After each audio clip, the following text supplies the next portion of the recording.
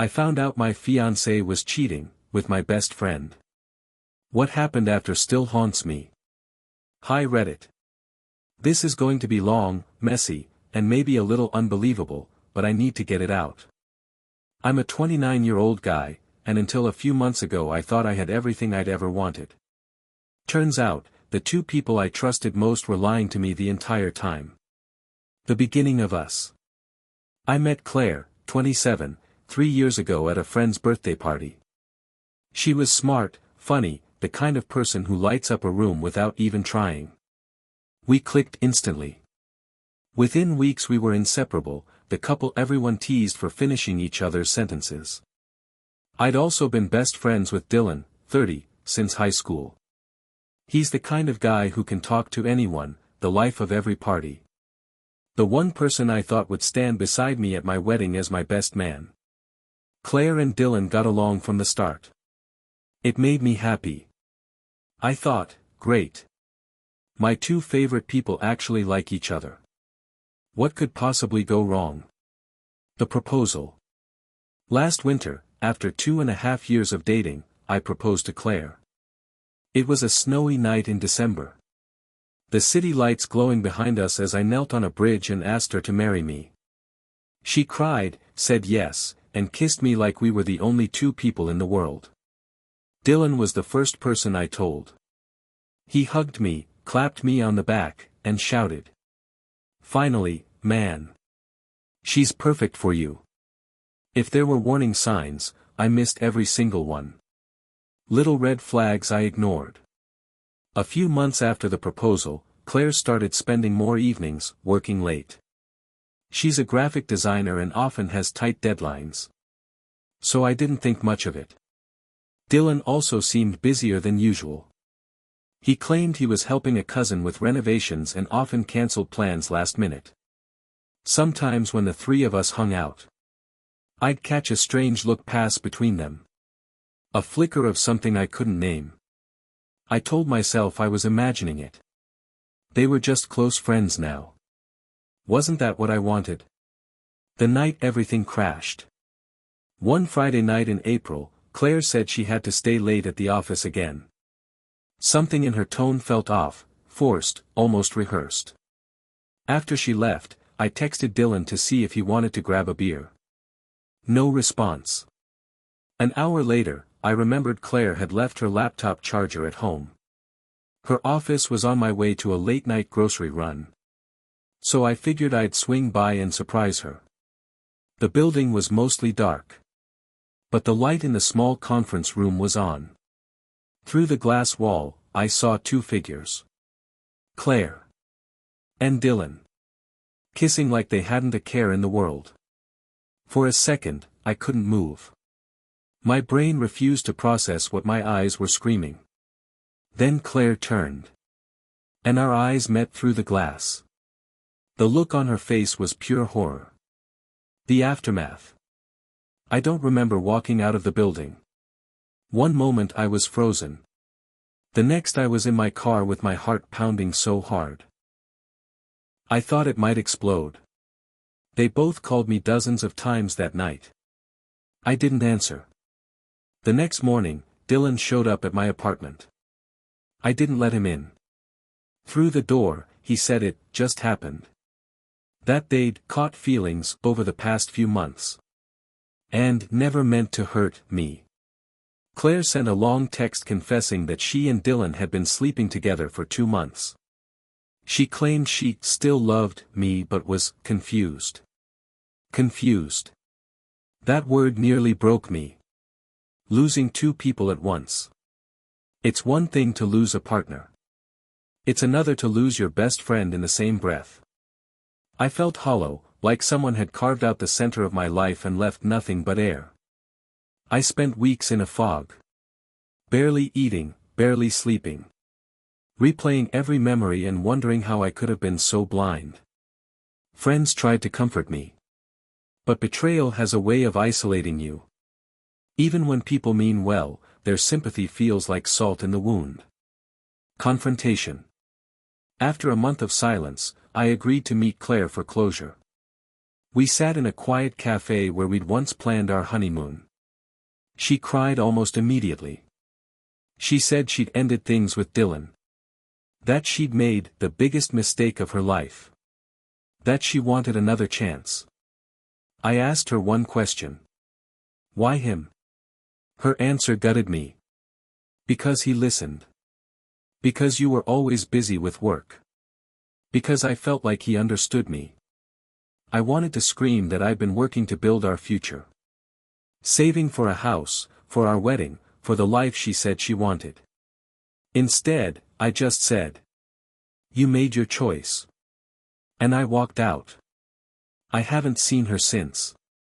Dylan's downfall. As for Dylan, karma came faster than I expected. Mutual friends were furious when they learned the truth. He lost his place in our weekly basketball league. People stopped inviting him to parties. Even his own sister told me she barely speaks to him now. I didn't plan any of that. It just happened.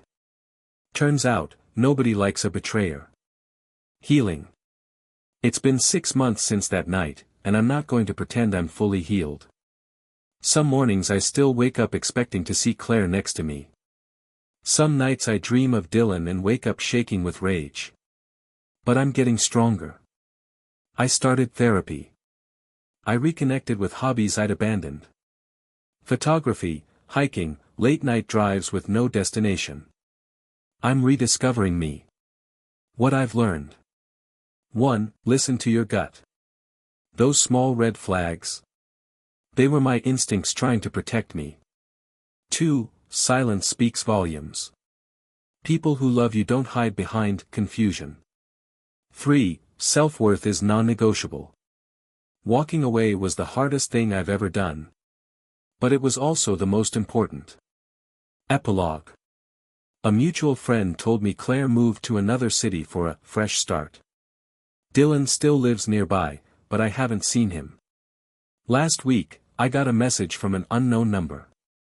It was Claire. I think about you every day. I'm so sorry. I'll love you forever. I deleted it without replying. Because here's the truth, Reddit. Some doors aren't meant to be reopened. Some betrayals can't be forgiven.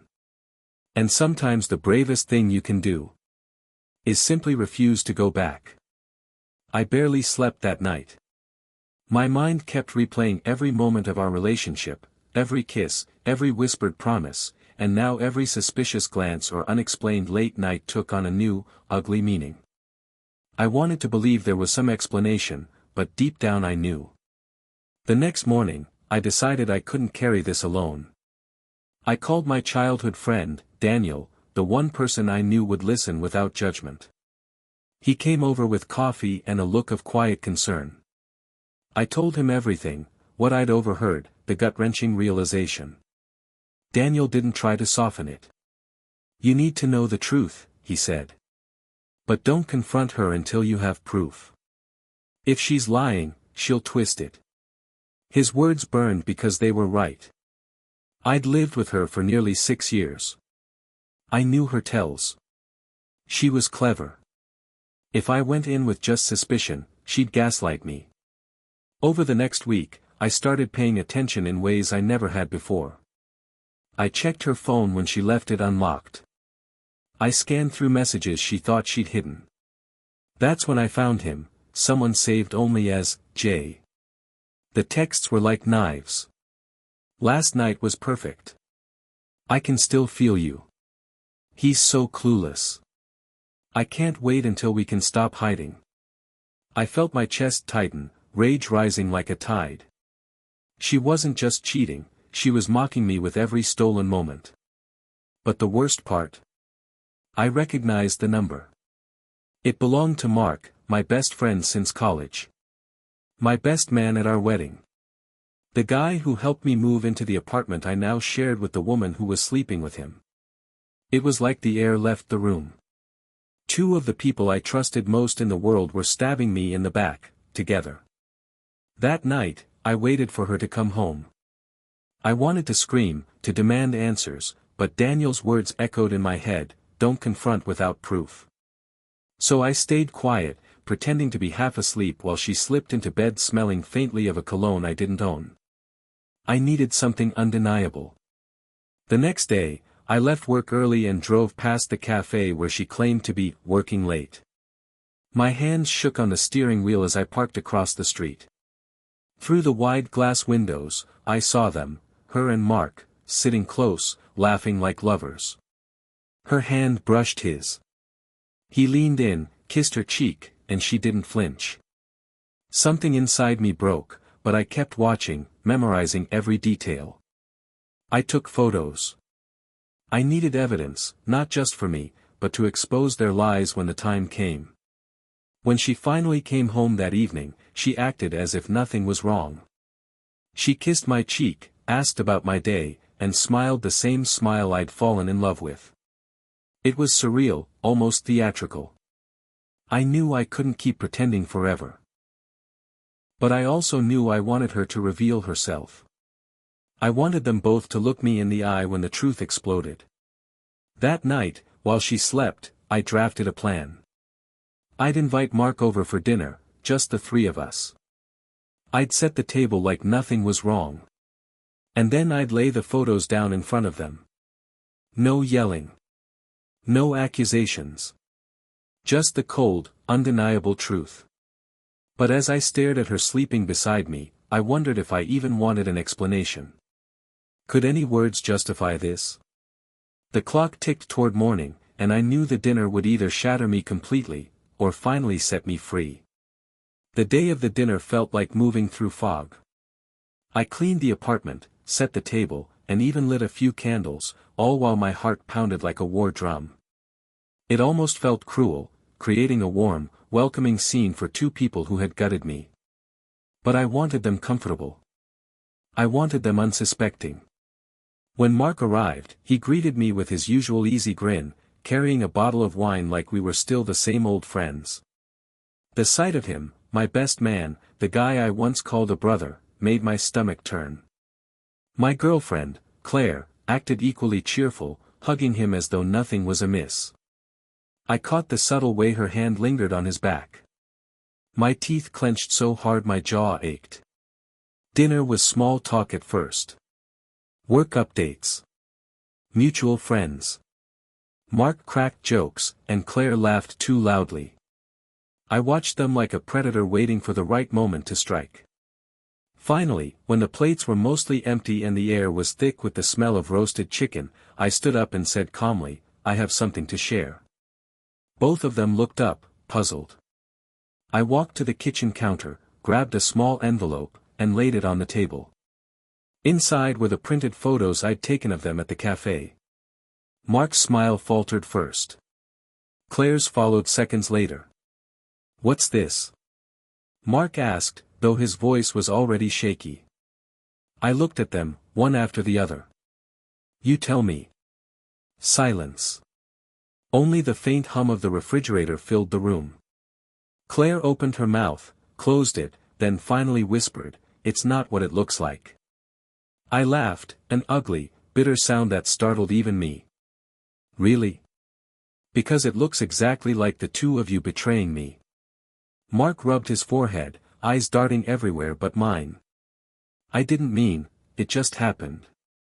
"Don't," I cut him off. "Don't you dare insult me with excuses." "How long?" Claire's eyes welled with tears. "A few months," she admitted. Her voice cracked. "I didn't want to hurt you." "Too late," I said coldly. Mark finally looked up, guilt written across his face. "I swear, it wasn't planned." I slammed my hand on the table, the sound sharp enough to make them both flinch. "Don't. Just stop. You planned enough to sneak around behind my back. You planned enough to lie to my face every single day." Neither of them spoke after that. The weight of their silence was almost worse than the words. I straightened, my decision already made. "You both have until tomorrow to get your things and disappear from my life. Mark, you're no friend of mine. Claire, we're done. There's nothing left to say." Claire tried to reach for me, but I stepped back. "Don't touch me," I said, my voice ice. Mark muttered something about being sorry, but I didn't listen. I walked out of the apartment, leaving them sitting in the wreckage of their choices. That night, I stayed at Daniel's. I stared at the ceiling until dawn, replaying the dinner in my head. The anger was still there, but beneath it was something else, relief. For the first time in months, maybe years, I wasn't living inside a lie. The next morning, I returned to find the apartment half empty. Claire's clothes were gone. Mark's spare things, video games, a few books, were missing too. They hadn't left a note. Good. I changed the locks that afternoon. I blocked their numbers. When Mark tried to email, I deleted it without reading. When Claire called from an unknown number, I let it ring. They had made their choice. And for the first time in a long time, I was free to make mine. Would you like an epilogue showing how the narrator rebuilds his life, new friendships, healing, and maybe a powerful final message for others dealing with betrayal? The weeks after the confrontation were strangely quiet. No more late-night texts buzzing on Claire's phone. No more casual hangouts with Mark. The silence, at first, felt like standing in a burned-out house, empty, echoing, heavy with the memory of what once was. But slowly, that silence became a kind of freedom.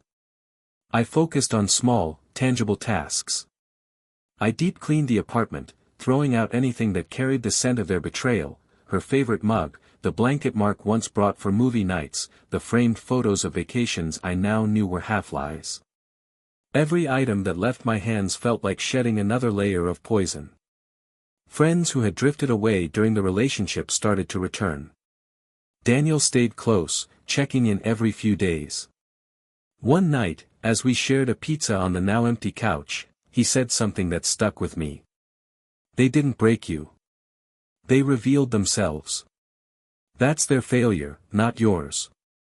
Those words became my anchor. I threw myself into my job, taking on projects I'd once put aside to make more couple time. I started running in the mornings, pushing my body until the air felt clean again. I joined a photography class on a whim, something I'd always wanted to do but never prioritized. The first time I looked through the lens and captured a sunrise, I felt a flicker of something I thought I'd lost, wonder. Occasionally, I heard rumors. A mutual friend mentioned seeing Claire and Mark together, still a couple. Apparently, their perfect love was already cracking, arguments in public, whispers of jealousy. I thought I'd feel satisfaction, maybe even vengeance. Instead, I felt nothing. Their chaos was no longer mine to carry. Months passed, and the ache dulled into something almost peaceful. I began to see that betrayal doesn't define you, it just forces you to see who truly belongs in your life. One Saturday morning, I found myself at a small cafe near the river, sipping coffee and reading a book. A stranger at the next table asked about the novel I was holding. Her name was Elena. We talked for hours, about books, travel, music, without a single shadow of the past hanging over us. I wasn't ready to call it love, not yet, but it felt like the first breath after surfacing from deep water. That night, as I walked home, I realized something important. Mark and Claire hadn't destroyed me. They'd simply cleared the path for a life I never would have built while trapped in their lies. I'm stronger now. Not in a hard, bitter way, but in a quiet, grounded way. I know what I deserve, and I know I can survive the worst without losing myself. If you're reading this and you've been betrayed, hear this. You are not their mistake. You are the lesson they'll carry long after you've moved on. And one day, like me, you'll look back, not with rage, but with gratitude that you finally saw the truth and chose yourself. Final part, closing the chapter. It's been over a year since the night everything fell apart, and when I look back now, I barely recognize the person I was then. I used to think betrayal would define me forever, that I'd always carry the scar of what Mark and Claire did. But the truth is, it became a turning point instead of a life sentence. I no longer replay that dinner in my mind. I no longer wonder why they did it. Some questions don't have satisfying answers, and I've learned I don't need them. Their choices were never about my worth, they were about their own emptiness. Life didn't just go on, it opened up. My mornings are filled with runs by the river and quiet breakfasts where I actually taste the coffee. I've traveled solo, met new friends who know me not as someone's partner but simply as me, and built a career path that excites me every single day. As for love, I've let it return slowly, carefully. Elena is still in my life. What started as a random conversation in a cafe has grown into something steady and kind. She knows my story, and she never treats me like damaged goods, only like someone who survived and kept his heart intact. Sometimes people ask if I'd take Mark or Claire back as friends if they ever apologized. The answer is simple. Forgiveness doesn't mean reopening a door. It means closing it without bitterness and walking away with peace. And that's exactly what I've done. If there's one lesson I carry forward, it's this. When people show you who they truly are, believe them, and then choose yourself. Because choosing yourself is not revenge. It's freedom. And finally, I can say with certainty. I'm free.